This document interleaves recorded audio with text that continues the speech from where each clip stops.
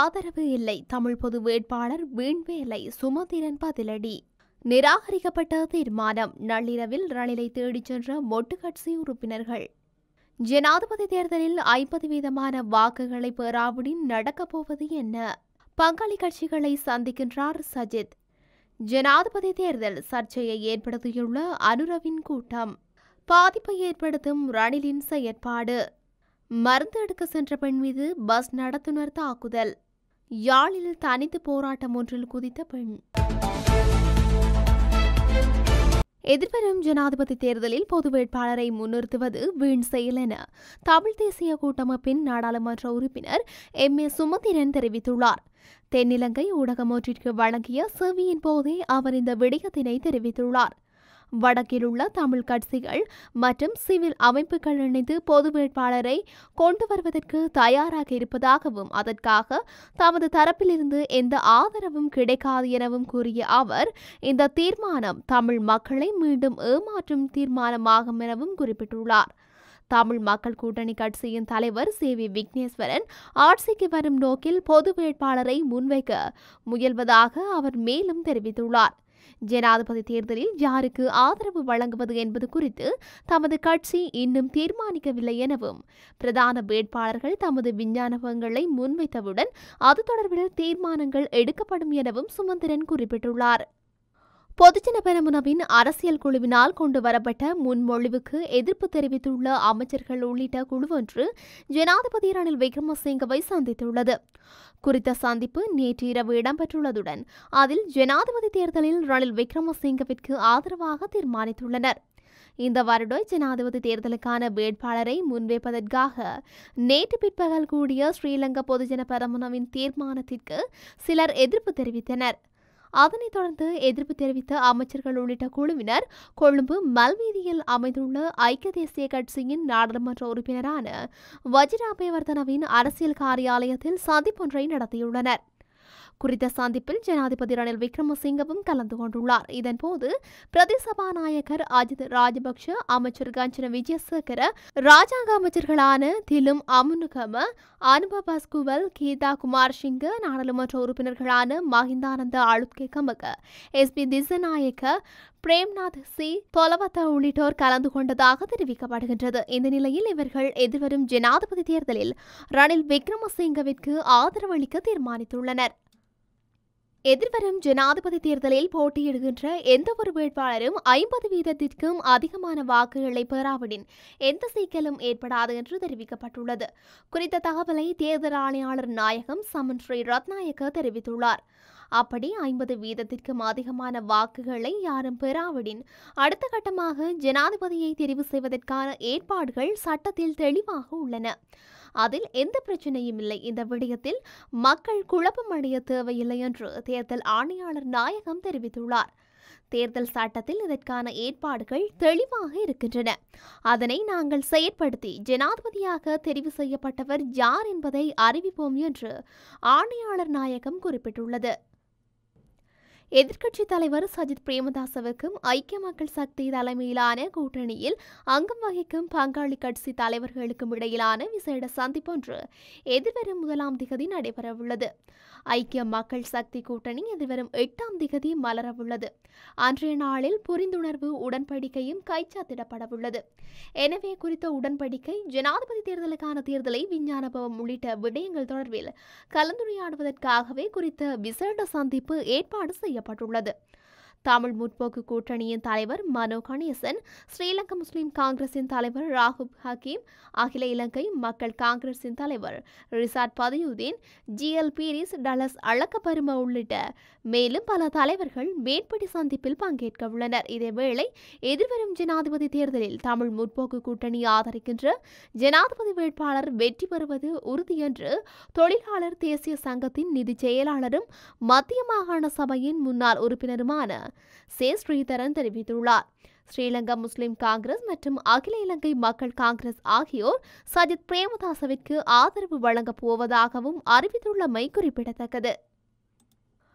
தேசிய மக்கள் சக்தியின் தலைவர் அனுரகுமார திசநாயக்க தலைமையில் நடைபெற்ற தேசிய அகில இலங்கை தாதியர் மாநாட்டில் அரசு தாதியர்கள் சீருடையில் கலந்து கொண்டமை தேர்தல் சட்டங்களை மீறும் செயலாகும் என நீதியானதும் சுதந்திரமானதுமான தேர்தலை கண்காணிக்கும் அமைப்பான கபை அமைப்பு தெரிவித்துள்ளது.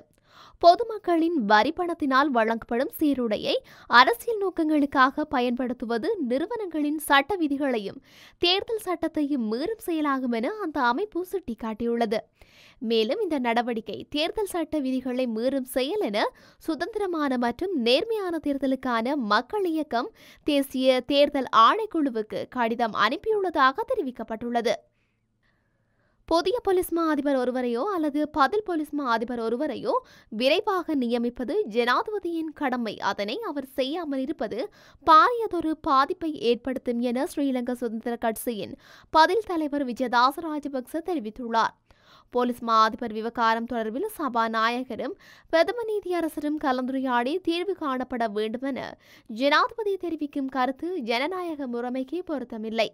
அவ்வாறு செயற்படுவது ஜனநாயக முறைமைக்கு முரணானதாகும் என்றாலும் இந்த பிரச்சனையை சபாநாயகருக்கும் பிரதம நீதியரசருக்கும் தீர்க்க முடியுமான பிரச்சனையாக இருக்கும் என நான் நம்பவில்லை.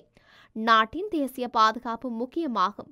நாட்டின் தேசிய பாதுகாப்பு மிகவும் உயர்ந்த நிலையில் இருப்பது தொடர்பில் எமக்கு தெரிவிக்க முடியாது. ஏனெனில் நாட்டுக்குள் சர்வதேசத்துடன் தொடர்புடைய சிக்கல்கள் இருக்கின்றன.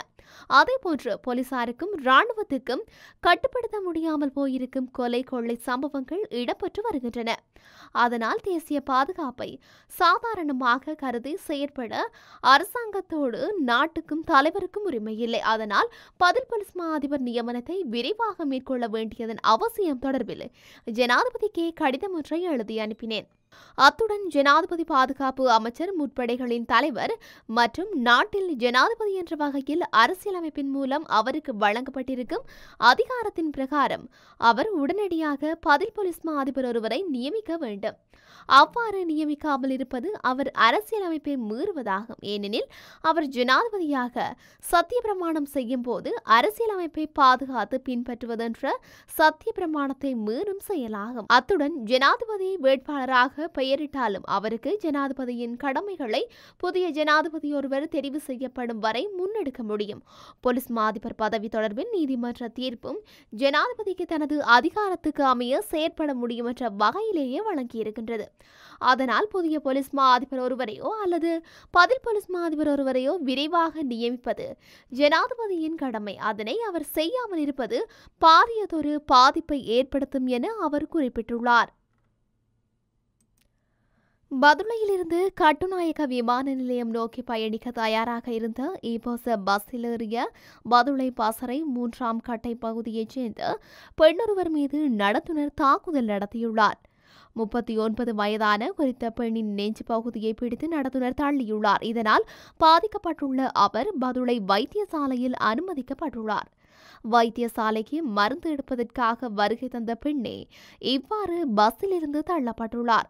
இது தொடர்பில் குறித்த பெண்ணின் கணவர் வினவிய போது டிக்கெட் மிஷினால் கணவர் மீது தாக்குதல் நடத்தப்பட்டுள்ளது. இதனை மகன் வீடியோ எடுக்க முற்பட்டுள்ளார். பின்னர் தொலைபேசியை பறித்து காணொளிகளையும் படங்களையும் அளித்துள்ளனர். உடம்பு சரியில்லை, கால்வலி என்பதனால் தான் பஸ்ஸில் ஏறி சீட்டில் அமர்ந்தேன், இறங்குமாறு பலவந்தப்படுத்தினார். பின்னர் நெஞ்சு பகுதியை பிடித்து நடத்துனர் தள்ளினார் எனவும் பாதிக்கப்பட்ட பெண் தெரிவித்துள்ளார். யாழ்ப்பாணம் நவாலி வடக்கு பகுதியில் பெண் ஒருவர் போராட்டம் ஒன்றில் ஈடுபட்டுள்ளார். குறித்த போராட்டமானது நேற்று கிராம சேவகர் அலுவலகத்திற்கு முன்னால் நடத்தியுள்ளார். நவாலி வடக்கு J134 கிராம சேவகர் பிரிவில் கிராம சேவகரின் உதவியாளராக கடமையாற்றும் பெண்ணொருவர் உதவி திட்டங்களில் பாகுபாடு காட்டுவதாக தெரிவித்து குறித்த பெண் போராட்டத்தை முன்னெடுத்துள்ளார். அந்த வகையில் உதவியாளராக கடமையாற்றும் பெண் வருகின்ற உதவி திட்டங்களை தனக்கு விரும்பியவர்களுக்கு வழங்குவதாகவும் பொதுக்கூட்டங்களுக்கு சமூக மட்ட பொது அமைப்புகளுக்கு அறிவித்தல் வழங்குவதில்லை எனவும் பொதுவான இடங்களில் கூட்டத்திற்கான அழைப்பு அறிவித்தல் ஒட்டப்படுவது ஏற்படுவதில்லை எனவும் இவற்றை தனக்கு விரும்பியவர்களுக்கு தொலைபேசி மூலம் அறிய தருவதாகவும் குற்றம் சாட்டப்பட்டுள்ளது. இது தொடர்பான முறைப்பாட்டை தான் ஏற்கனவே அரசாங்க அதிபர் மட்டத்துக்கு கொண்டு சென்ற நிலையில் இதற்கு முன்னர் இருந்த கிராம சேவகர் ஒருவர் இடமாற்றம் செய்யப்பட்டுள்ளார். எனினும் புதிதாக வந்த கிராம சேவகரும் அந்த பெண்ணின் கருத்துப்படியே செயல்படுவதாகவும் போராட்டத்தில் ஈடுபட்டுள்ள பெண் தெரிவித்துள்ளார்.